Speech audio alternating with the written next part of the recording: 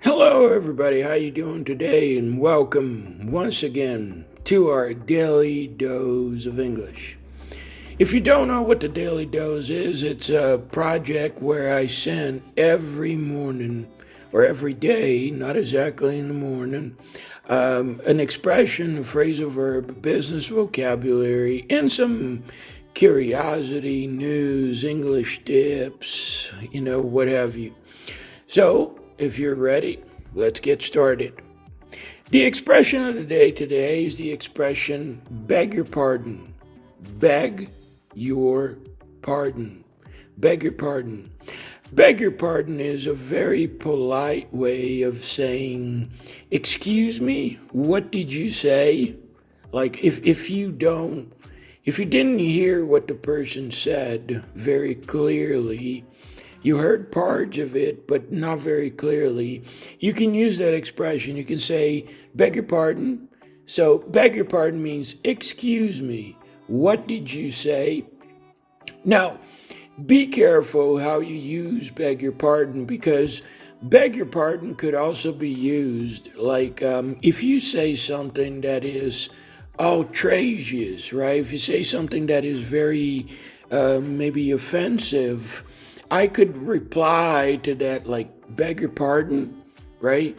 So it's like, what did you say, right? So let's say we're having a conversation and then you say, oh, Marcel is such a stupid guy. And well, that might be true, but I didn't like it. So you say, oh, Marcel is such a stupid guy. And then I heard it, right? I heard that. So I say, beg your pardon. It's like, what did you say? So it depends on the tone that you use, right?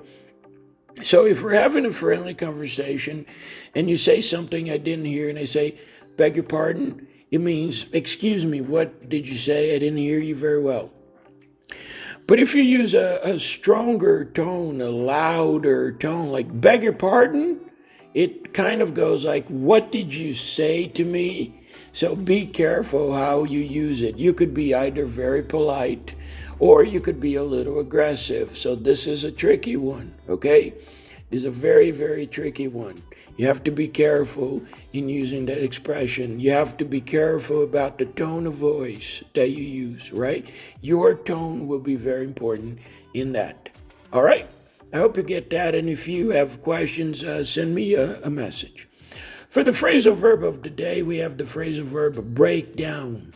Break down is commonly used when a machine stops working for no apparent reason, right? No reason, no visual reason. Like you didn't see it break, you didn't cause it to break. So, for example, I could say that I was driving on the interstate and my car broke down. My car broke down. It means that my car broke and I don't know why. I don't know what happened. There was nothing visual in that process, right? So you could also say that your computer broke down. You don't know what happened, right? You don't know the cause of it. So normally we use breakdown when you don't know the cause as to why something stopped working, okay? It's a very common phrasal verb. You can also use breakdown for a nervous collapse, right? If you're under a lot of stress and there's a lot of problems and discussions and you go crazy for a minute, you start screaming and crying or whatever, you could say that you had a nervous breakdown. We can also use that. You can say, yeah, you had a nervous breakdown. It means you had a collapse, a psychological collapse. You start crying and you start being aggressive. So that's the second meaning of the phrasal verb breakdown. And there's yet a third meaning of the word breakdown, the phrasal verb breakdown, which is in sales, when you're talking about a price and you're offering a customer a price, you can have what we call a price breakdown, right? What is a price breakdown? You can tell your customer all the elements included in that price. So, for example, I can say that the party will cost $10,000, for example. Oh, this party will cost $10,000. And then you say, okay, but what's the price breakdown? So then I will tell you, well, it's $2,000 for the band. It's $1,000 for the decorator. It's another $3,500 for the food, and so on and on. So that is called a breakdown, a price breakdown.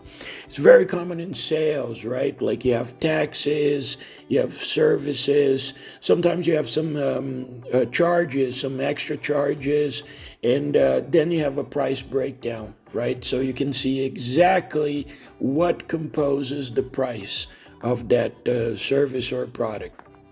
So that's also the word breakdown.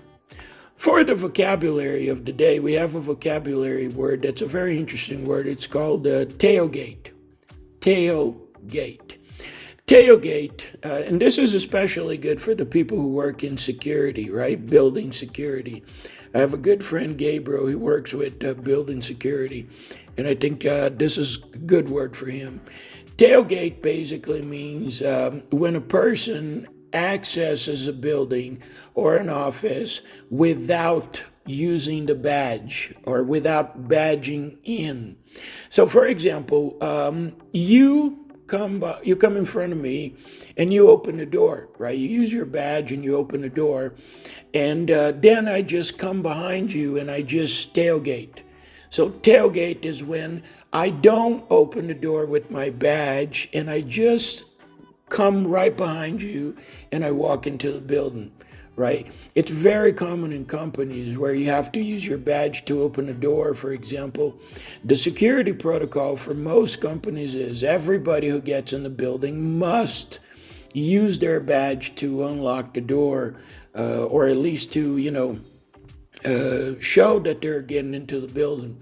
But some people forget, especially if there's somebody else in front of you. In Brazil, particularly in Brazil, we have a habit of opening the door for people, right? So you can open the door for somebody else to come in. So that, technically speaking, is what we call tailgate. So the example would be that tailgate is not allowed in this facility, right? So you cannot tailgate to get into the building, all right? So that is the business vocabulary of the day. Okay. Now remember that if you have any questions, you can send me a message, right, and talk to me. Follow me on YouTube. Follow me on LinkedIn. And please, if you like this podcast, if you think that the job that I've been doing is a good job, please share with other people. Like the content, share with other people, family and friends, okay? That really helps me in producing more and more content, all right? Also, if you're interested in having classes, business classes, conversation classes, drop me a message, send me a message, and I'm sure we can work something out. I have more than 15 years of experience in the corporate world, in the corporate universe. I've been to more than 20 countries all around the world. So I can contribute you with your business and advanced English, right? So let me know. I would be very happy to help you. So don't forget to like, subscribe, and share if you like this video. I really appreciate it. Have a beautiful day, and I'll see you next time. Bye-bye.